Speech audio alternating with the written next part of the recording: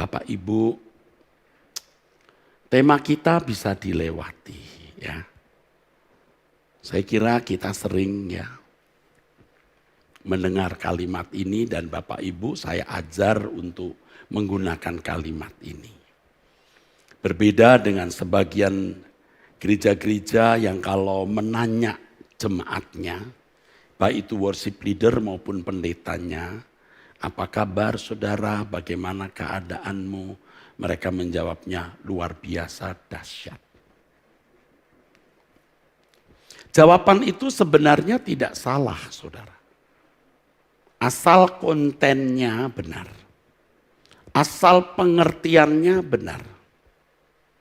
Kalau kata luar biasa atau dahsyat itu berarti dapat menyelesaikan masalah dengan mudah, memperoleh jalan keluar dengan gampang, hidup bisa dijalani tanpa kesulitan, maka itu sikap yang tidak realistis.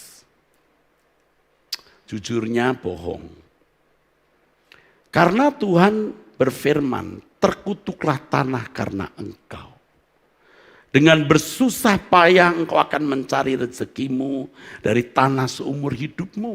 Itu di Kejadian pasal 3. Semak duri dan rumput duri yang akan dihasilkannya bagimu.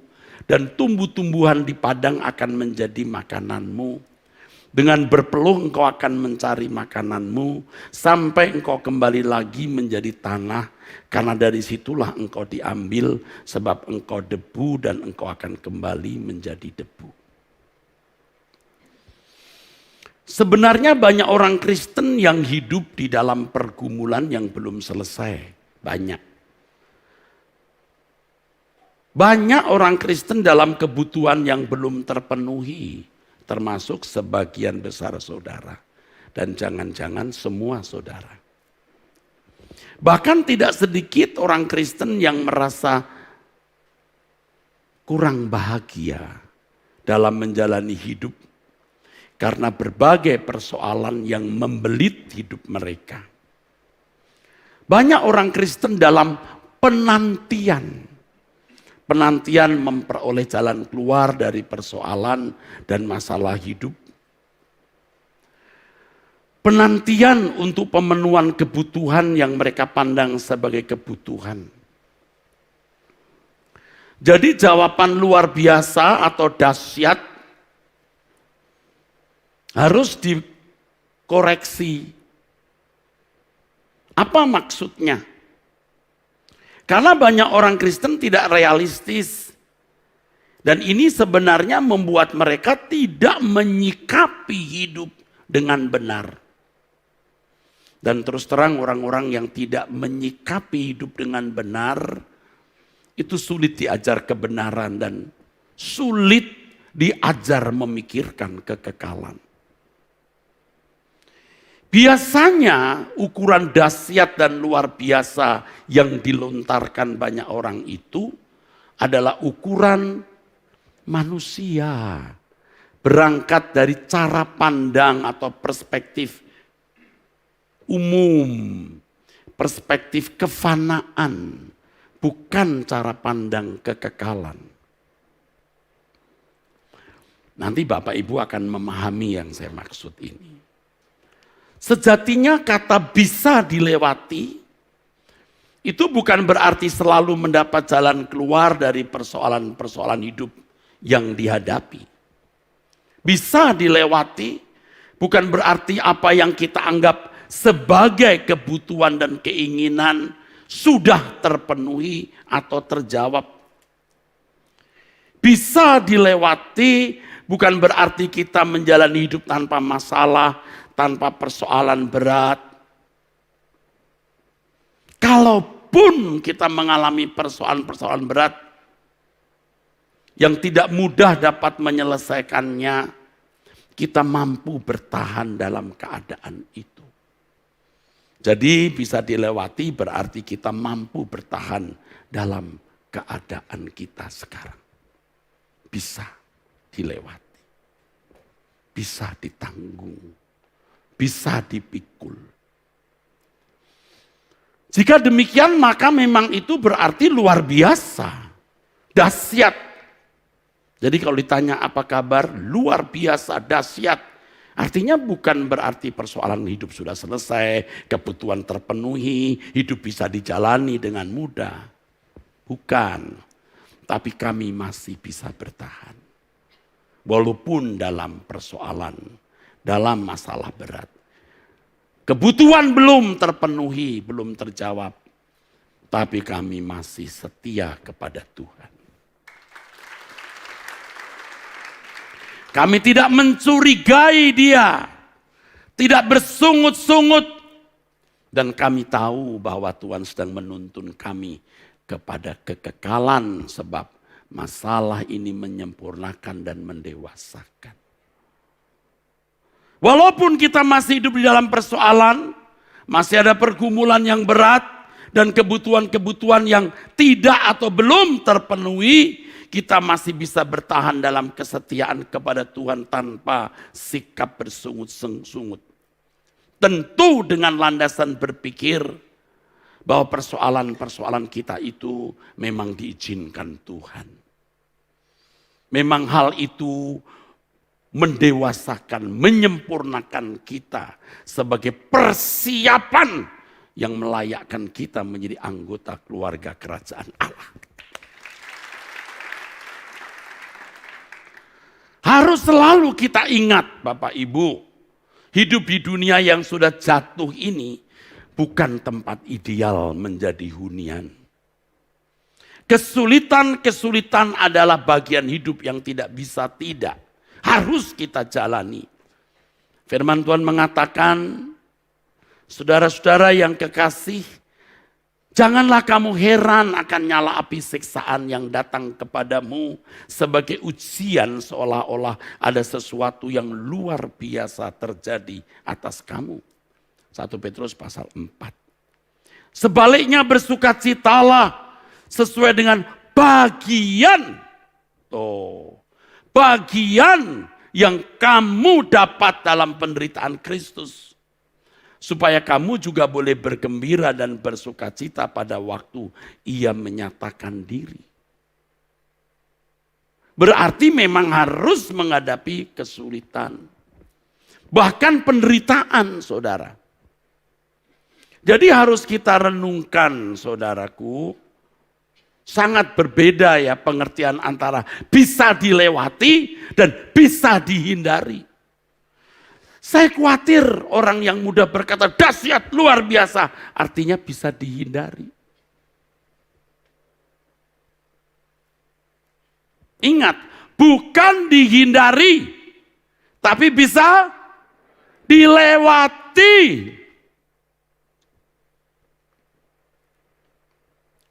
Tapi orang senangnya menghindari. Ingat Tuhan Yesus di puncak penderitaannya di Taman Getsemane sempat minta jika boleh cawan ini lalu. Dihindari. Tetapi Bapak di surga berkata enggak. Walaupun tidak tertulis, tapi faktanya memang Bapak di surga berkata tidak. Dan yang mulia Tuhan kita Yesus Kristus berkata, bukan kehendakku yang jadi Bapa, kehendakmu lah. Nah, mati di salib, tapi bangkit. Bukan dihindari, harus dijalani. Bisa dilewati artinya kita harus menjalani sebuah keadaan. Harus mengalami suatu keadaan yang berlangsung. Bukan menghindarinya.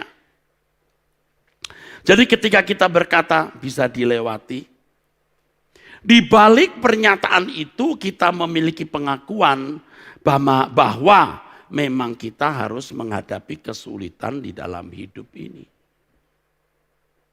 Gimana bro kabarnya? Bisa dilewati. Artinya ya memang harus dijalani, berlangsung, dan aku harus alami. Menerima fakta bahwa kita harus mengalami keadaan tertentu. Ini berarti kita menerima realitas keadaan hidup yang tidak ideal di bumi. Ini realistis namanya. Nah tentu sikap ini membuat kita tidak manja, saudaraku. Kalau kita berkata ikut Yesus ya harus mengalami apa yang Tuhan Yesus alami.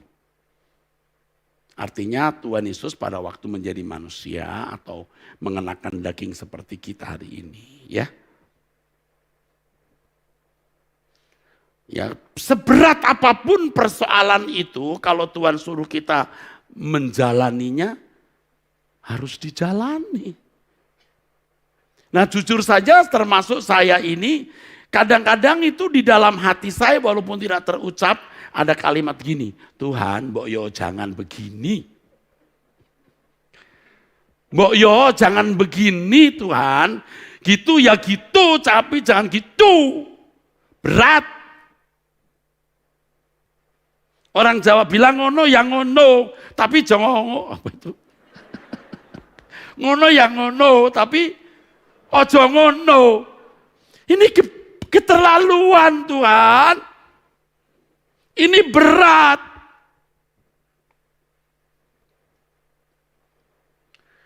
Itu ada di dalam hati saya. Ada, benar. Mulut saya mengatakan Tuhan, aku ikut Engkau. Apapun yang Kau kehendaki aku lakukan. Apa yang menjadi rencanamu ku penuhi. Tapi Tuhan, jangan begitu dong.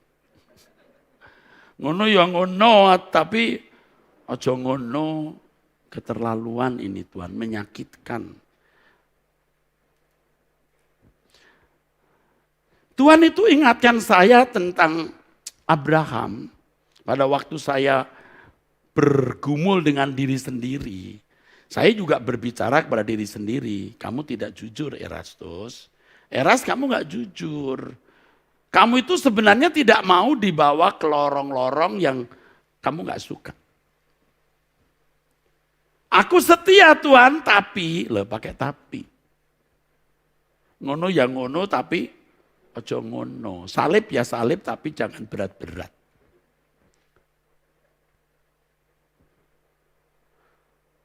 Tuhan, jangan keterlaluan lah. Tapi sampai satu titik, saya menyerah. Saya menyembah Tuhan dengan satu lagu yang kemudian lagu itu saya lupa nyanyikan lagi. Yang kalimatnya kira-kira baik, yang kau kerjakan baik. Aku mengakui baik dan kalau aku percaya aku mengakui baik. Aku menerima. Sebab kalau Tuhan mau lakukan sesuatu siapa yang bisa menolak? Ayo, lebih baik kita nurut saja saudaraku. Aminnya sudah mulai sulit ini. Loh, saudara bersedia mengalami apapun yang Tuhan izinkan terjadi dalam hidupmu? Ini aminnya enggak tulus. Sebagian tulus, sebagian enggak jelas. Amin, tapi nanti gimana deh gitu.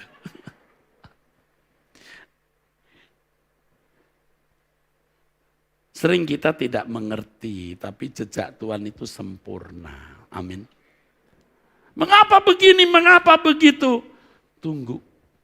Saya diingatkan Tuhan itu mengenai Abraham. Waktu saya berdebat dengan diri saya sendiri mengenai hal ini. Loh, Tuhan suruh Abraham menyembelih anaknya. Bener-bener saudaraku. Ngono ya ngono tapi ojo ngono. Gitu ya gitu tapi jangan gitu. Tapi kalau Tuhan berkata yang ini, Abraham harus submit, tunduk, obey. Taat. Kita percaya bahwa Tuhan itu membawa kita ke jalan yang baik untuk kita demi kemuliaan namanya. Persoalan hidup dengan liku-likunya tidak mungkin tidak bisa kita jalani saudara. Karena tangan Tuhan memimpin kita. Lah apa saudara dan saya curiga kalau di jalan-jalan begini Tuhan lepaskan pegangannya? Enggak, Tuhan akan pegang tangan kita terus. Karena tidak ada pendewasaan, penyempurnaan tanpa lorong-lorong itu. Itu kurikulumnya. Nggak bisa kan kalau saudara sekolah misalnya SLTA atau SMA. Kalau saudara berkata, aku enggak mau mata pelajaran ini, aku enggak mau mata pelajaran itu. Aku tidak mau mata kuliah ini, aku tidak mau mata kuliah itu, susah. Tapi mau dapat gelar, mau lulus, ya enggak bisa. Hidup di dunia yang sudah jatuh ini, kita harus berdampingan dengan persoalan. Ini seperti COVID yang akhirnya menjadi endemi, yang kita tidak bisa menghindarinya, tapi kita bisa berdampingan. Tapi bukan berarti kita selalu terpapar virus ini. Nah, indahnya walaupun ada persoalan-persoalan hidup, seperti virus yang tidak bisa mati, tetapi persoalan itu mendewasakan, menyempurnakan. Bagi orang yang mengasihi dia. Jadi kita bisa berdampingan dengan persoalan dan berbagai masalah. Lebih ekstrim lagi, kita bisa bersahabat dengan masalah atau persoalan yang memang tidak dapat kita hindari. Nggak mau jadi anak kecil lagi kan Bapak Ibu, amin. Anak kecil waktu disuapin obat batuk, kalau dulu waktu kecil minyak ikan. Yang baunya bisa 1 jam nggak hilang. Kalau kita keluar lagi baunya. Disuapin begitu, kita begini. Anak kecil gini.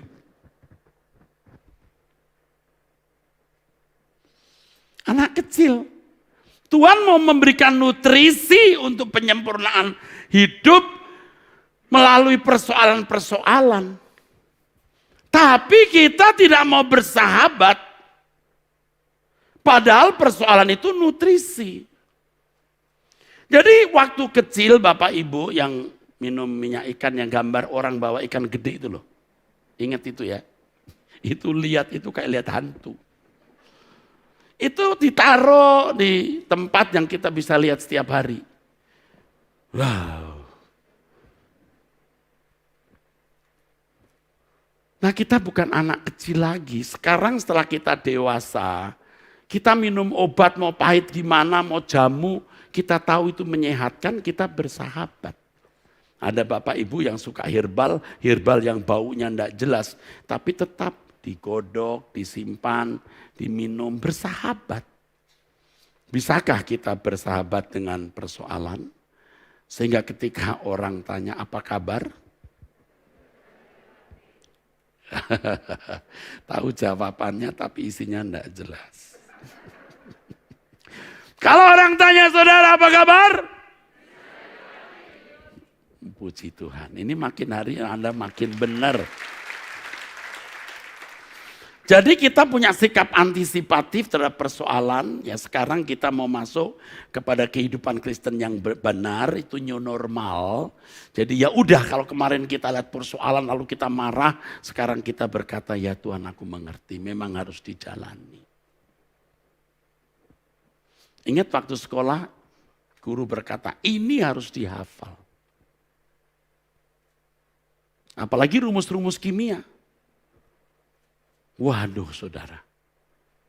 Mau dihafal bagaimana cepat lupa. Makanya ada perempuan-perempuan waktu ujian tulis di pahanya.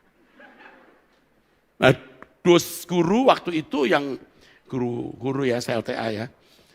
Enggak duga ditulis di sini. NaCl apa gitu. Jadi pada waktu ujian ini tuh,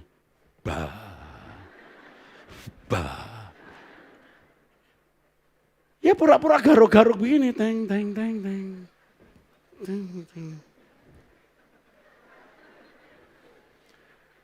Gurunya nanya, Nini, ngopo kowe? Gatel. Padahal dia lihat itu.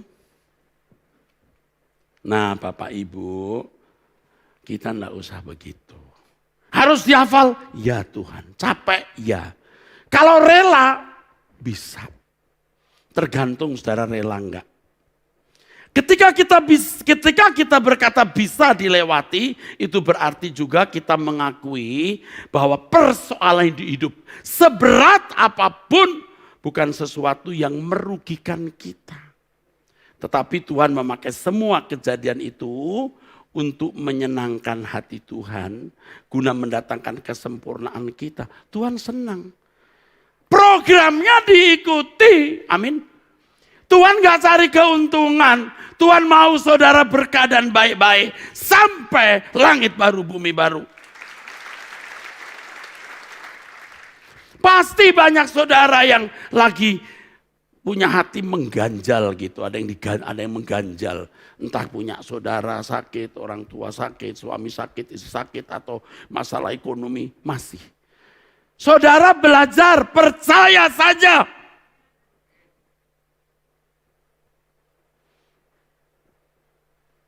Suatu hari waktu doa pagi itu lagu ini muncul sendiri, bukan saya karang. Aku percaya,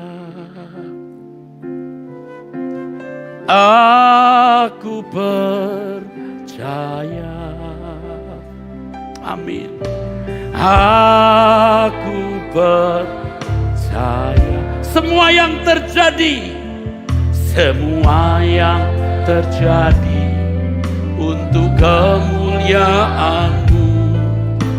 Aku percaya, aku percaya, aku percaya,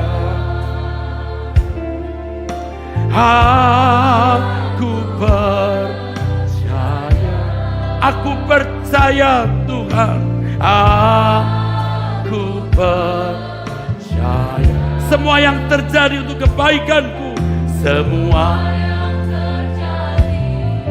untuk kebaikanku, aku percaya.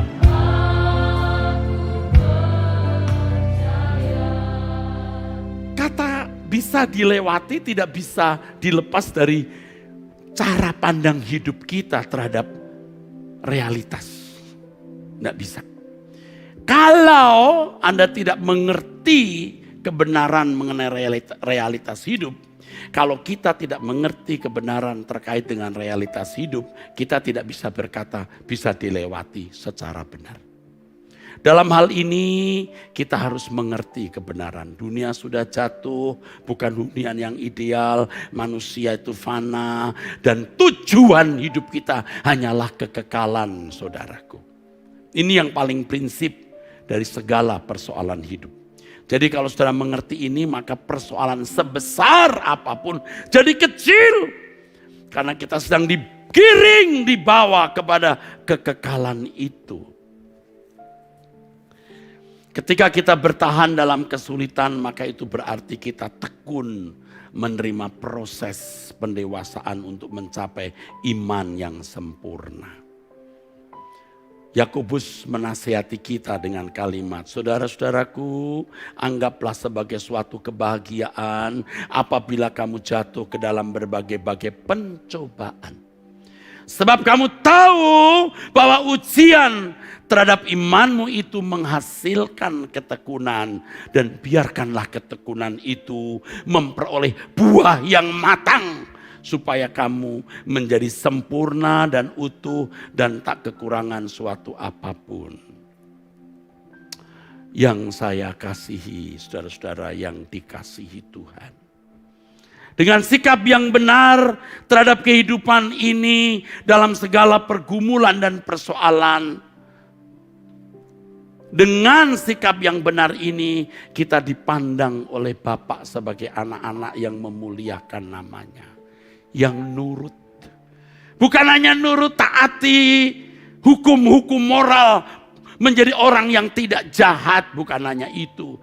Tetapi ikut apa saja yang Tuhan kehendaki untuk kita alami dan jalani. Nurut. Tuhan senang.